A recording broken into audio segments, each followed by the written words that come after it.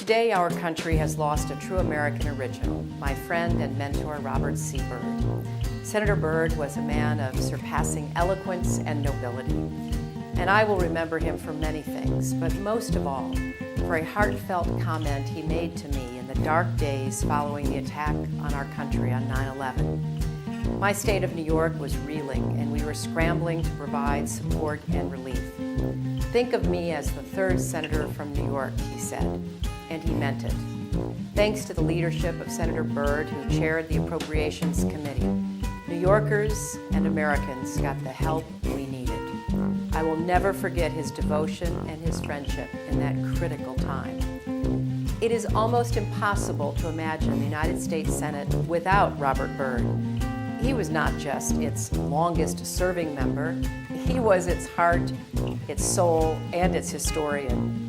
From my first day in the Senate, I sought out his guidance, and he was always generous with his time and his wisdom. I admired his tireless advocacy for his West Virginia constituents, his fierce defense of the Constitution and the traditions of the Senate, and his passion for a government that improves the lives of the people it serves. As Secretary of State, I continued to rely on his advice and counsel. I've been grateful for the support he provided as a leader of the Appropriations Committee to our diplomats and development workers as they serve our country and advance our interests all over the world. Robert C. Byrd led by the power of his example, and he made all of us who had the honor of serving as his colleagues better public servants and better citizens.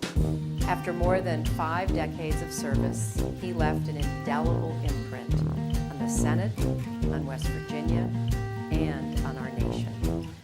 We will not see his like again.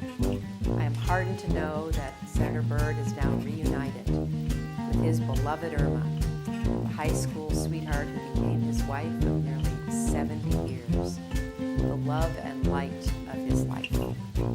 My thoughts and prayers are with their children, grandchildren, and great-grandchildren. Robert C. Byrd left such a legacy. Organized effort against gangs. Just as in a previous generation we had an organized effort against the mob. We need to take these people on. They are often connected to big drug cartels. They are not just gangs of kids anymore. They are often the kinds of kids that are called super predators. No conscience, no empathy. We can talk about why they ended up that way, but first we have to bring them to heel. Carry with you hot sauce. Really? Yeah.